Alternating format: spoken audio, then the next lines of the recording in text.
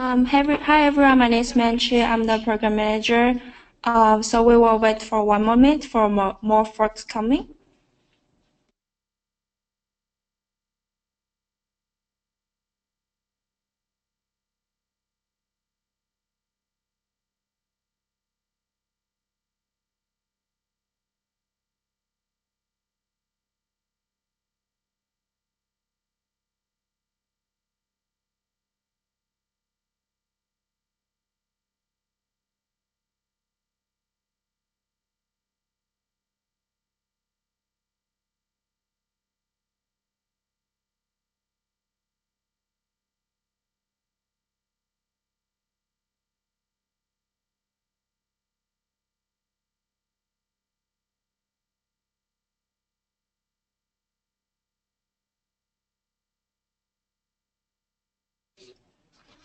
Welcome everyone. I'm Manchi. I'm the program manager for our webinars program. We are excited to have Ayman and Colin here with us to talk about how to use your top rated status. But first, a few housekeeping notes. Feel free to leave your questions in live chat room. I will be coordinating that. We will answer questions in the end unless there's a question that needs to be addressed as we go along. Feel free to type your question as it comes to you. We will queue that for our speakers. With that, please welcome our host, Colleen, who will introduce herself. Ayman. Here we go, Colleen. Good morning, everyone. We're on the West Coast, so good morning to you West Coasters, and for those of you that are elsewhere, good afternoon. And thank you for joining us. I know Election Day is busy for everybody, and we appreciate having you here because we're really excited to talk about ways that you all can use your top-rated status.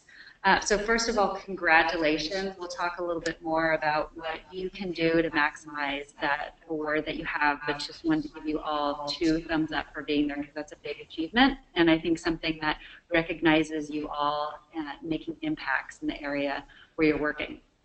So just quickly to walk through the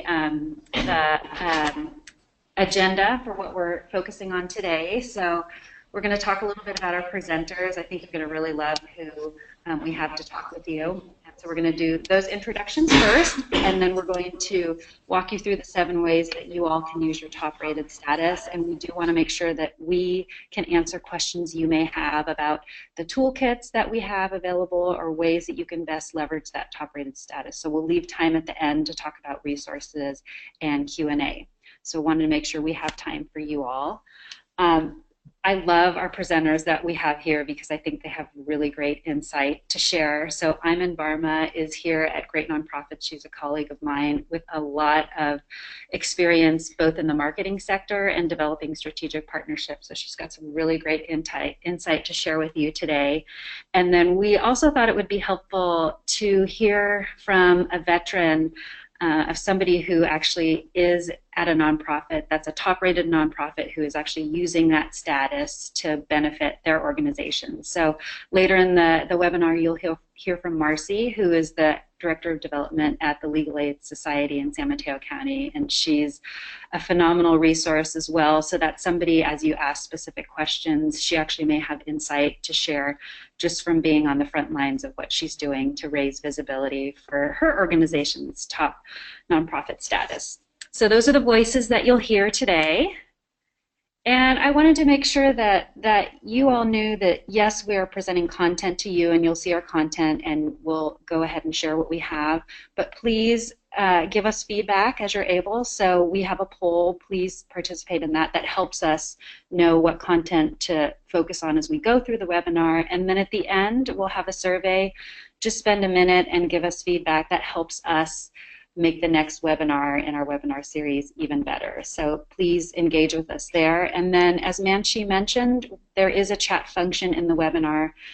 Go ahead, as you think of questions, put them within the chat function. We don't want you to forget them, and that helps us figure out when we get to the Q&A section what to focus on so you all get what you need from us.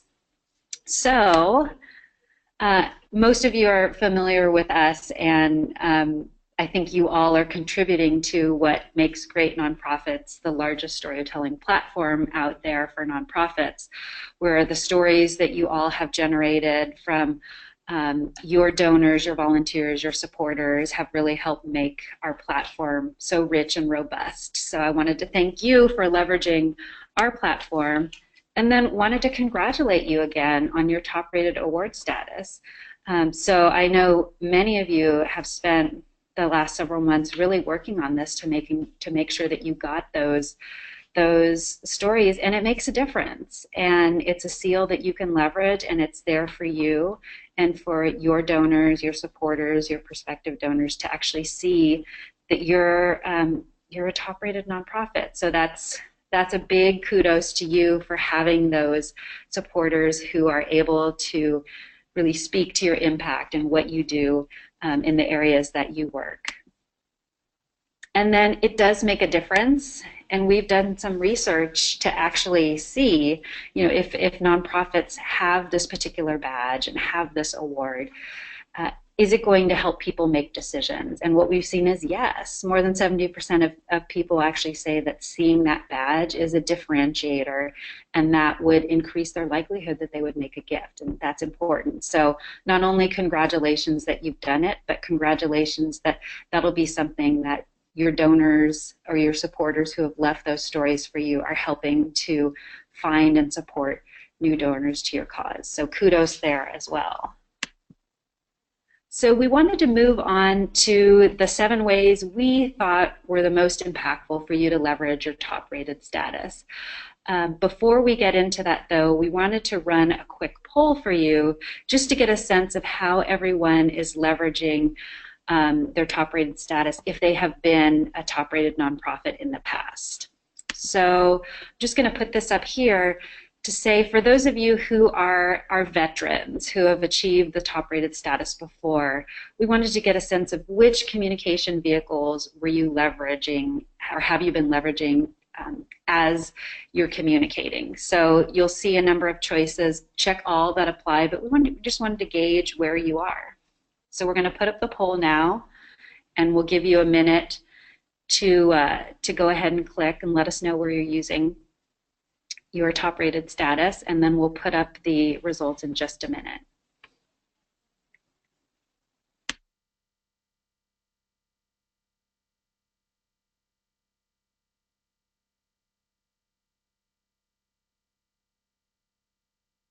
Okay, it looks like most of you have voted, so let's see if we can broadcast the poll so we can all see where everyone is. Okay, so we're going to close it. There we go. So as you can see, this is great to see. So our veterans are leveraging email, social media, and websites a lot. Good to see that people are also using that status at events and in videos. So really helpful to see. But I think we'll talk about this in a few minutes, just the fact that there are some easy wins with that particular status, and things like emails and website and social media where you have a little bit more control and it's not production heavy like in a video, are things that can be implemented quite easily. So that looks great. And so let's actually move on. Actually, before I do that, I'm going to introduce my colleague Ivan, who is here to talk about several of our first tips that we wanted to share with you, and I think you'll really enjoy the perspective that she's going to provide on ways that you can leverage that status. So Iman, I'm going to turn it over to you. Great. Well, good morning and good afternoon, everyone. Thanks so much, Colleen. I'm so excited to be here, and I wanted to start by first congratulating everyone again. It's not easy to get this status, and we really hope that you both enjoy it and you benefit from it. And it was really interesting to see the poll just now and see that some of the top tips that we're going to give you around email, social, and website display of your badge is something you guys are already doing. So hopefully you get a couple of new nuggets in there. But I wanted to start first with email and talk about some tips of how we think you can use this in email. And one of the biggest things I learned is that thanking people that have supported you to get here, both with their stories, with their sharing, and also with their donations is a great way to start when you announce your status in email. And we've also talked to some other people that have used it, and we've heard from them that they also use it in their next board meeting and any other in-person events that they do. So don't forget, it can be used really, really broadly besides email and in invitations that you do via email for some of these other events that you do. Also, when you do share an email, one of the things that works really well is ask people to share that email with others that they think may care about your cause area, or just friends and network associates of those folks, because when people get something in email or on social from a trusted friend, they're a lot more likely to pay attention, and it can only help further your impact. Also, put your top-rated badge in your actual email template as a permanent part of the template for the year, and put it in your signature as well if you don't actually put it in the body of the design template, so that every time you send out an email, people can be reminded that you have this status, and that the status, as Colleen went over, brings you additional recognition, but also brings the folks that are newly interacting with you some validation of who you are and what you've achieved.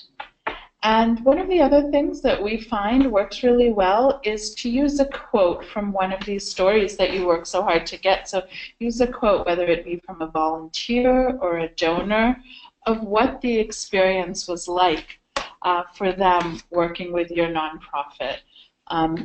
It really helps paint a picture for people, and people remember that.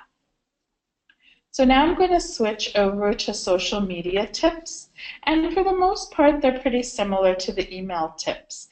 Again, when you post that you reach the status, if you haven't already, thank your audience, because your audience helped you get there, and they really feel good when you thank them. So don't forget to do that, and then announce your status on all the different social channels where you have a presence.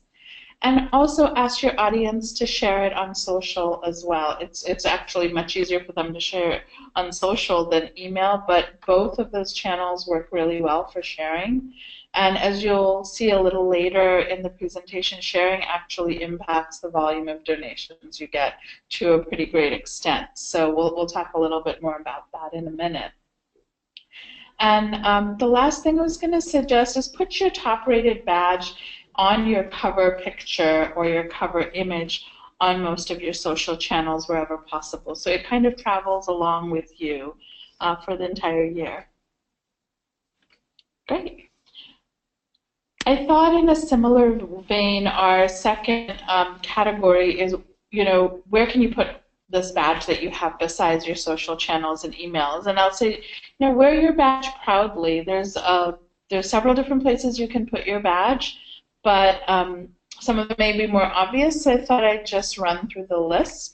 First and foremost, remember to put your badge on your home page, either integrated into the footer of your home page, similar to like a trustee symbol or a Norton antivirus that's on many sites out there, or put it right in your top banner if you have room for it as well.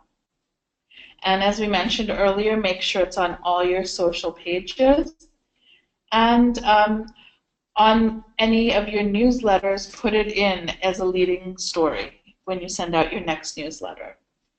You can also put it in your email signature and any other types of produced materials you provide, such as direct mail, or any presentations you do, whether it be to prospective grant makers, whether it be to prospective donors, or just to your board.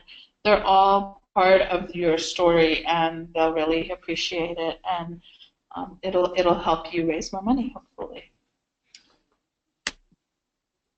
And then the last thing I wanted to leave you guys with is a couple of tips on raising more donations and how to have your badge help you do that. Ask anyone that's related to your cause to share your information every time you communicate. The data I've seen in the past in doing this work shows that typically you'll get one donation for every 2 outside shares that happen with your information and with your requests for donations or requests for volunteers. So don't forget to ask people to share. Also, tell people the impact that their donation will have and be as specific as possible. For example, if you were a cause that provided meals, saying something to the effect of for $50, we can provide 2 meals a day for a child for 30 days. So people know exactly how far their dollars go, and they get a great idea of what they will be making an impact on within an overall cause area, such as hunger. And the last suggestion that I might put your way is think of, as you're doing fundraising, pick certain times of the year, obviously, but also pick certain campaigns that you do, like, for example, around Giving Tuesday or around Valentine's Day. Do a Share the Love campaign and pick a specific goal for it. People like to rally around a goal and like to feel like they made a difference to get you over the finish line. And a lot of folks that I've talked to that use the strategy, especially when you're getting around 75% or 80% of your goal, and remind people to help them get over the finish line, the rate of donations increases in the end. And the last piece of advice that I wanted to share with you guys is, in some research we had done earlier, we found that when nonprofits or recipients thank their donors, up to 50 to 60% of them usually get a repeat donation, a second donation, within the next 30 days. So that's all I had for you today. I'm going to hand it back to Colleen. Awesome, thank you. So I'm going to spend some time talking about press releases and working with the media, and that is a tool to leverage your top-rated nonprofit status. So one thing that you could do to leverage that status is actually to create a press release about you receiving that top-rated nonprofit status. So with your toolkit as a top-rated nonprofit, you will receive a press release template. And it's a press release template that we've generated that has some context and some content about the award status, but it's customizable for you all. So I think things that you will see in that template as you're going through it is you can obviously add your nonprofit name, your city and your cause area. And I think as Ayman was talking about, a story really makes a difference, and if you can identify a quote from your nonprofit leadership, your volunteers, a donor, that can be customizable as well, and that particular press release then can be sent out to media contacts. And what's important about a press release and contacting reporters is they aren't necessarily going to know what's newsworthy without you telling them. And so this is a news milestone, really, that you can use as you are newly awarded this status, that you can use that as the inflection point to reach out to reporters to really talk about how you're receiving recognition in your area, and that's important. So I think that's one tool that's a good vehicle to use to have a reason to reach out to reporters. So let's talk about reporters. So the next item we have on the list is conducting media outreach. And I think before we get into the specifics there, I just wanted to flag that reporters are often mystical creatures. You may think of them as unicorns or something like that, but they're people just like us trying to figure out how to do their jobs with limited resources and really pull together a lot of information and figure out what could be newsworthy for their audiences. So I think the first thing about reporters is just they're busy. They're typically covering multiple focus areas. So as the media has changed, traditional news media has changed, and social media is a way to get across information. A lot of times, somebody who 20 years ago would cover a very narrow focus area, they're covering a lot. So a lot of times, as you're reaching out to them, if you can find a good inflection point, you end up being a resource to them because they're stretched very thin, and they may be covering one thing today and another thing tomorrow and something completely different next week. And so a day like today, election day, at most news outlets, it's all hands on deck. And everybody, regardless of whether they're a political reporter, a finance reporter, a local features type reporter, they're election focused. And barring some major world event, they're probably covering the election in one capacity or another. Later this week or next week, they're back to doing their regular job, and so they are looking for something that's interesting, and that's what's really important about doing outreach and having some new things to share with them. So when you get your toolkit as a top-rated nonprofit, you'll see that we have some press lists, and that's to give you some resources to figure out who you might want to conduct outreach to. So you'll see that there's information when you look through that with assignment editors in the top 100 markets. So those are the top 100 media markets in the U.S. It covers TV stations and newspapers. And for you, you'll be able to find your closest media market and to figure out what news outlets are in that area. But before I move on, let's take a step back. What is an assignment editor? An assignment editor is somebody who typically is generating content. So they're not a reporter, but they're the person who has a bigger picture view of what news is being covered by that outlet across the board. And so they may see that they're very heavy in current events or world events or financial news, but that they actually don't have any local feel-good stories. And so where do they find that? Puppies, things that are going to make people feel good, profiles of organizations or people local in the community. That's what assignment editors are looking for from a local perspective. And so an assignment editor, as you do outreach to them, he or she will see your news release and then figure out from there, well, gosh, where could we put this? And it might be, depending on the outlet, the local story about a nonprofit in the area, and that could be you, or nonprofits in the area.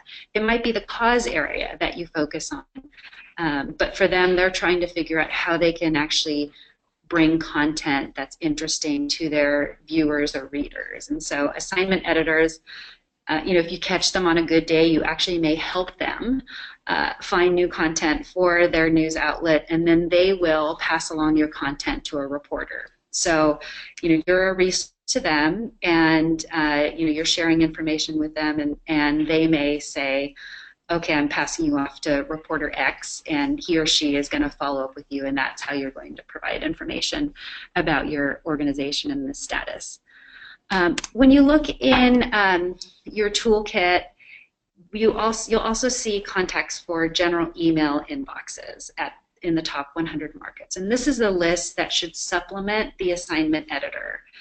And what's important is news outlets have these general email inboxes for news tips or news pitches. And if an assignment editor is busy, out of the office, focused elsewhere, there's somebody that's going to be on the editorial staff that's monitoring that email inbox. It could even be a reporter.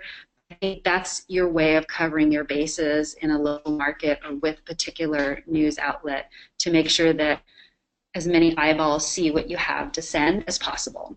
And so those writing those contacts so that as you're doing your outreach, you can make sure that as you're contacting a specific publication in a specific media market, that you're being as broad as possible. And so those contacts are for you to use in your outreach as you're thinking about how to distribute your press releases. So just one more note about reporters, and I think catching them in at the appropriate window is hard because you never know what they're working on. And so I think the one thing that is important is that if you can follow up appropriately, so not continue to follow up until you hear something, but follow up if you haven't heard anything, or if you think there's another way of having an angle to that particular story. Hey, it's Giving Tuesday. Wanted to make sure that you saw this, or we're getting to the end of the year, or if these are publications that you're familiar with that you actually know, a news outlet does like an end of year holiday donation piece, that would be important to remind them. And again, depending on the publication, people could be stretched thin, but it's a good reminder if you haven't heard anything, if there's another news window that seems to fit, to go ahead and do that particular outreach. So those are reporters. So again, they aren't really mystical creatures, but I think we as nonprofits with what we think is feel-good news, sometimes we can really help them make a difference. So number 6 is to leverage those 10 or more stories that you got to get your top-rated nonprofit status. So those stories are out on the GreatNonprofits platform, and they're yours to use, and they're your contacts, your supporters saying how terrific you are. And it's okay to not be silent about that. Nonprofits, I think, sometimes feel like we do good work, and the fact that we're doing good work is good enough. And it's okay to toot your own horn, and you actually have stories where someone else, not you, is talking about your impact and the amazing things that you do.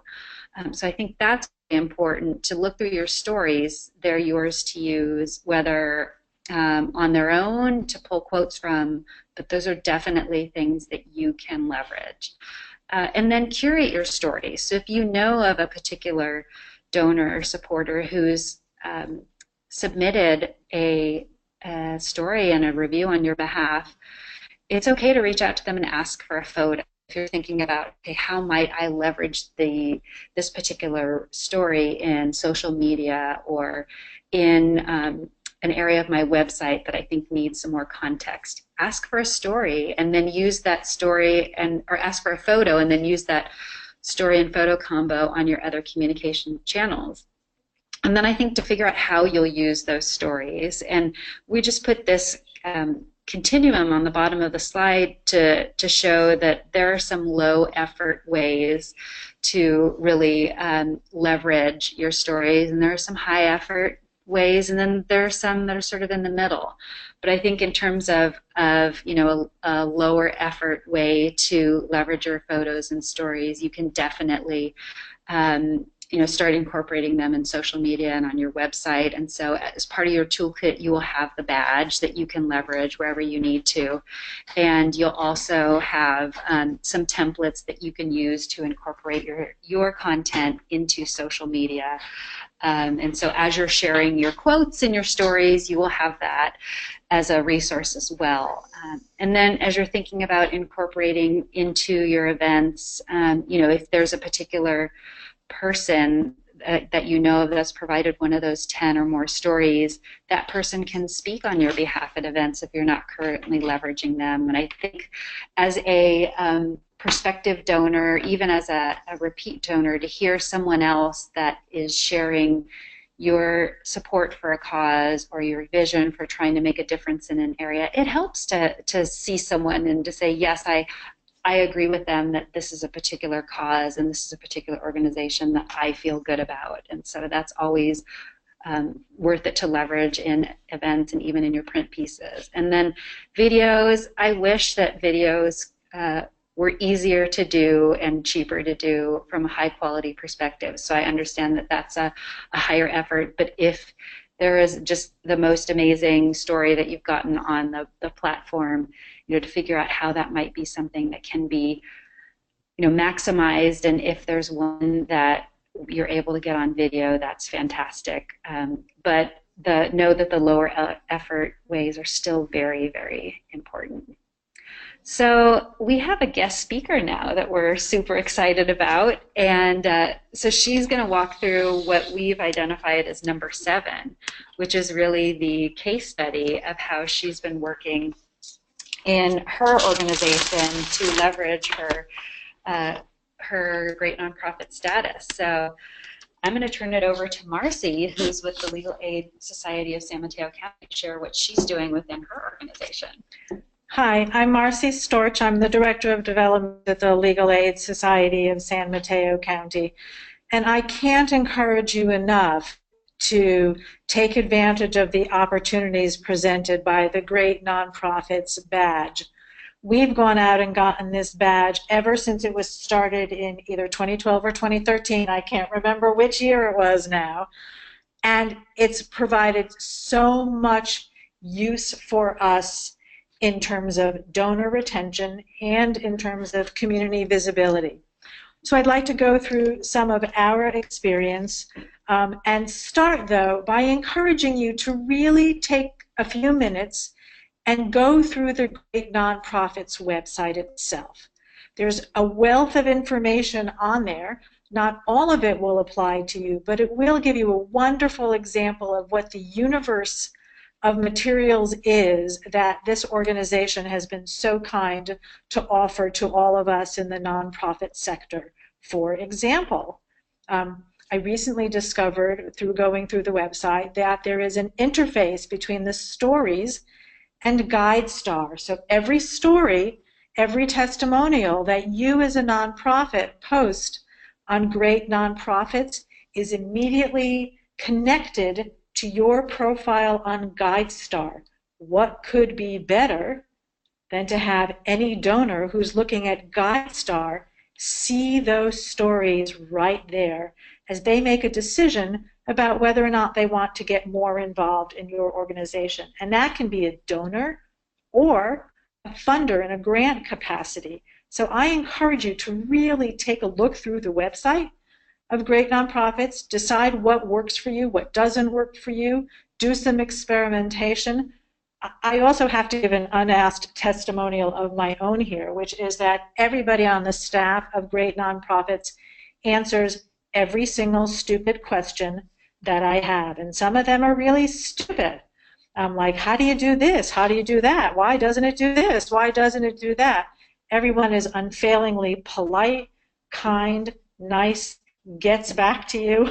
And that's really, I think, a blessing for those of us in the nonprofit sector. Okay, so that's my testimonial. I am done. I actually include getting the badge in my annual plan every year. I'm sure that if you're a development professional out there, you have an annual plan that you create at some point during the year and that you execute. And in my annual plan, I have a certain time of year that I start to get these testimonials, and I use it as a donor retention tool. I go through my list of donors for the year. I try to look at donors who are brand spanking new, because I have many years of testimonials out there, and you really can't repeat in the Great Nonprofit system. And I say to myself, okay, who's a new donor this year that I can steward by asking them to do a testimonial? So I have my little email that basically, and I'm happy to share with you, you can email me at mstorch@legalaidsmc.org, and in the subject line, just put Great Nonprofits question, so it doesn't end up in my spam folder, never to be seen by me. But I do have an email that I send out that says, basically, thank you so much for your gift. I'd really like to ask you if you can help Legal Aid be a top-rated nonprofit and get our badge again. I put in the link to Great Nonprofits, and then I say, and what I'd like you to do, if you could, is just write a line or two about why you give to Legal Aid. I've had all kinds of responses, but every single one of them has been positive. Oh, thank you so much. Could you write a couple of lines for me and I'll edit them? No problem. Oh yeah, I'll do it next week. Okay then, no problem. I'll get back to you next week. It's a wonderful way for you to interact with your donors that actually takes you above and beyond the computer. It really launches you into the realm of technology and personal relationship that may, in fact, someday lead you to a major gift. Now, of course, you're going to use these testimonials in as many ways as you possibly can. So maybe you do an event, and you're going to also take those testimonials and use them at your event, put them on, a PowerPoint presentation or on a tripod, on a table, whatever. But these are so important, and people love to know that their name is out there. So however you're going to do this exercise, whether you write it and edit it, whether you get back to them to ask them if they've done it, however it works out, the ultimate result is positive beyond words. Once you get the badge, you then circle back to this person and you say, look what you did, you rock star. Look what you did. Well, your donor now feels like they own the Legal Aid Society of San Mateo County, or they own your organization too. And that's exactly what we need in the nonprofit sector. People who really feel like they own the organizations that they're affiliated with. So again, use this process of getting your badge as a donor stewarding process, as a process to strengthen relationships. You can use board members, and occasionally I personally would recommend that at some point you're going to use up your board members, and it's kind of, a little disingenuous, but go for it anyway, if that's what you got. But really try to use people who are not in your normal realm of existence. Maybe it's people who are committee members. Maybe it's people who are volunteers. Volunteers love to be asked to do this, and they talk about their experience. And the other thing that I would encourage you to do is use your testimonials in your own organization. I actually send them out to my staff because I want them to see and get the feedback that there are people out there in the community who value what they do and are willing to put it out there just because I asked. There was, no real arm twisting that happened at all. And they said wonderful things either about the staff person's program or working with that staff person. What can be better? For those of us who read Nonprofit with Balls faithfully, I have to say that we talk a lot about also nourishing each other. This is actually a process where you can nourish your colleagues who may never have thought about, what do other people out there think about me? Well, here it is. They think you're a rock star. Okay, so you're going to use this testimonial process and getting this badge as a stewarding process. And then when you get it, of course you're going to put it on your website, which is what everyone's been talking about. You're going to, truthfully, I have to say I'm not sure as I speak right now that ours is currently on our Facebook page. Put it in your email signature. We actually do I'm really big in donor retention. We actually just recently this year started doing a donor retention email that goes out to people. I showed it to someone from GreatNonprofits the other day, and I was a little embarrassed because I hadn't put my badge at the bottom of the email, but it's on the one that went out today. So use that badge as often as you can. Send notice to your board. My board members loved knowing that there were other people out there who actually cared about legal aid. It made them feel like they weren't the only ones who did. Not that they really think that, but I think that that's a really powerful message that you can send to your board as you create your relationships with these other people. You turn around and you say to your board members, look, here are people in the community that you may not even know who think that the organization that you provide such fantastic service for is a fantastic organization. Win-win for everybody. So you're going to post it on your web pages, on your social media, everywhere you possibly can, and think creatively about ways to use it. E-newsletters, maybe even just in an email that you're going to write to somebody who you want to cultivate. Maybe you're in the midst of a major donor relationship building process, and you're sending out an email, and you'll say, hey, just want to let you know that we were just rated a 2016 top-rated nonprofit. Thought you might like to know. not a big deal, just a little squib that helps you make your case with whoever you're trying to make it with. That's really it. The GuideStar interface, I sent that to as many people as I could. I thought it was so cool. I just loved it. I encourage you to do so. I encourage you to use the templates, tweak them in a way that works for your organization. It's basically, free help. Why not take advantage of it? And of course, if you have any questions, again, please feel free to get in touch with me. Just put Great Nonprofit Question or something in the header line of the email so that I will know if I check my spam filter, and that's where it ends up. And I'm happy to answer any and all questions. And I really thank Great Nonprofits for putting on this webinar today. Wow. Thank you, Marcy. You're welcome. So you are more than welcome. I didn't realize that she was going to offer her services as well.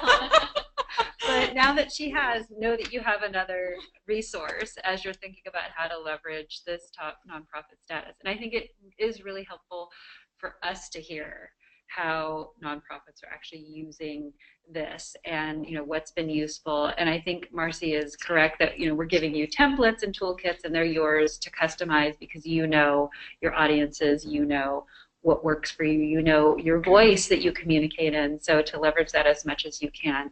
But absolutely, those tools are all there for you.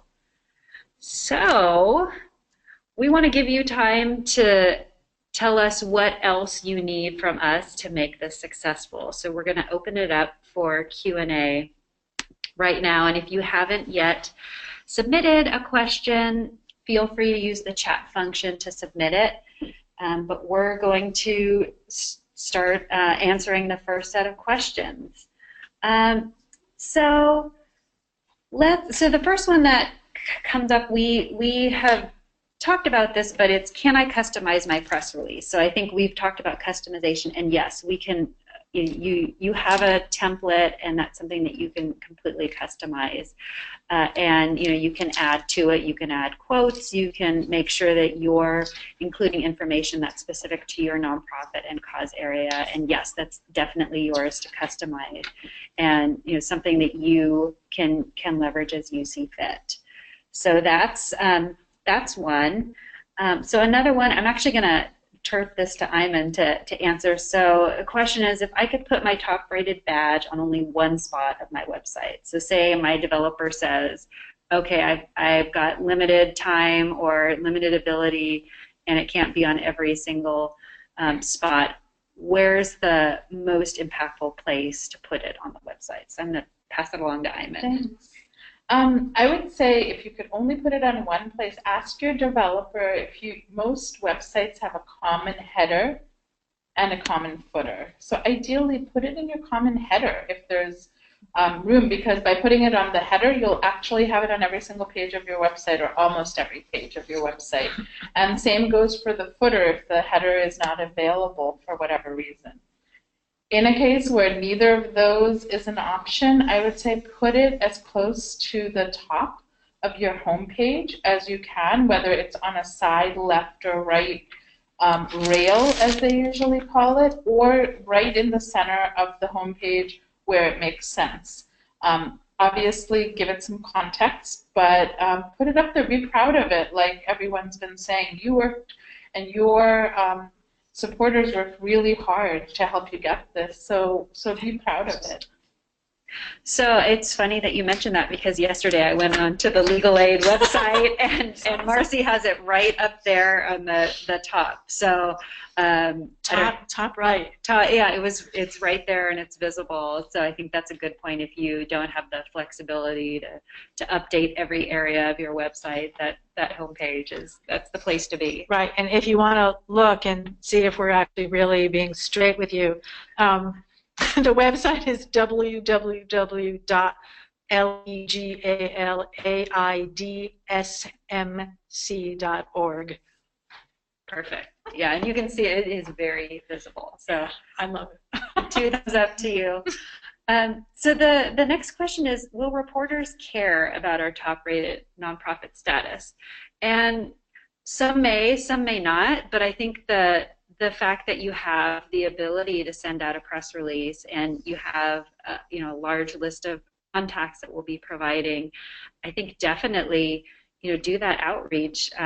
And you know, there's nothing better than reaching a reporter on a slow news day, because all of a sudden you know, you're actually helping them solve a problem. Or slow news week, you're helping them figure out, okay, here, how can I do something that's different and do something that's new, especially if you don't have relationships with reporters and you haven't yet been covered.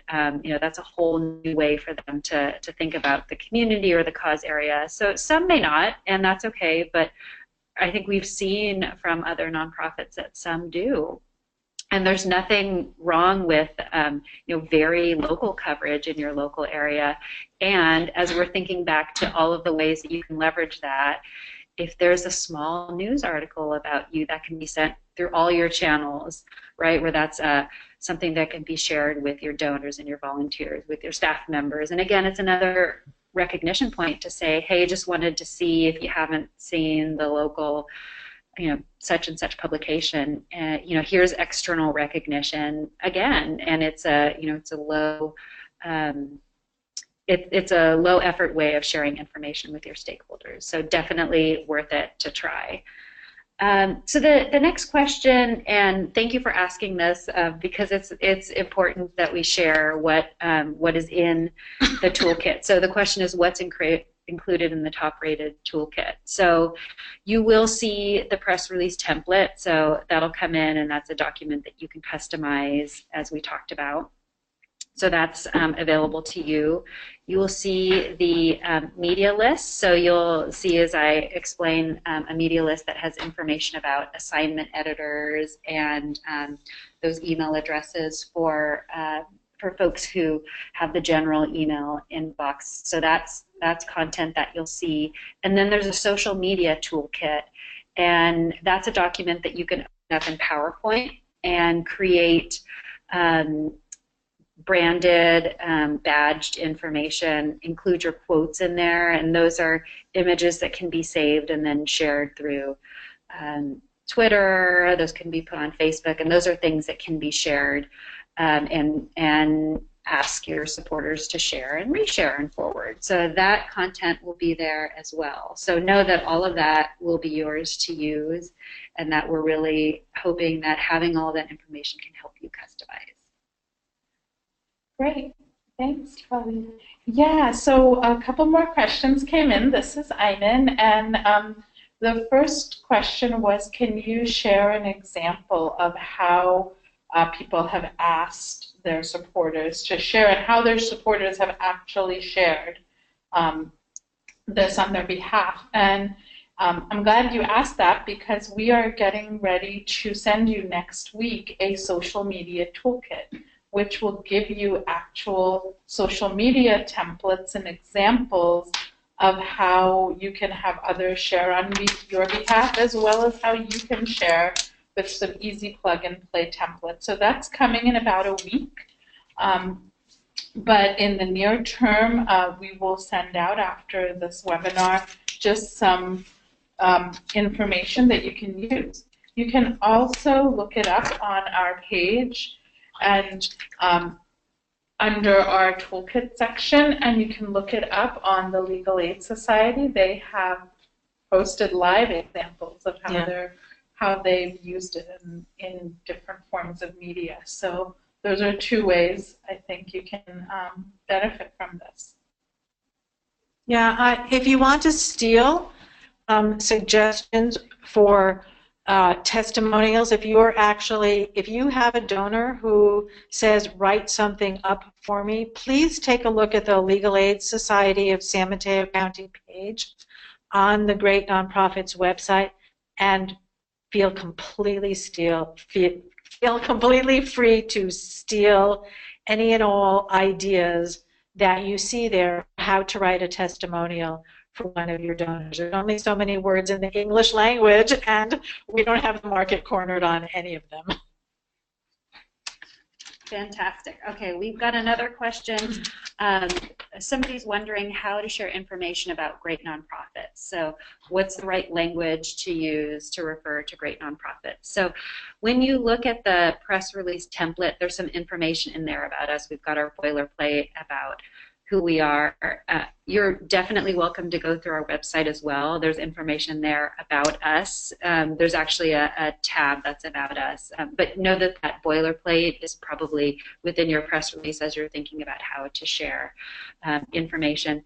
And know that we'll be promoting the Great Nonprofits top-rated organizations, and if you go to our website, that page is actually up where you can see that. So again, as you're thinking about how you are referring your stakeholders and your contacts, that's another place. But just know that the information on our website is current, and you're welcome to use language or refer people to our website as well.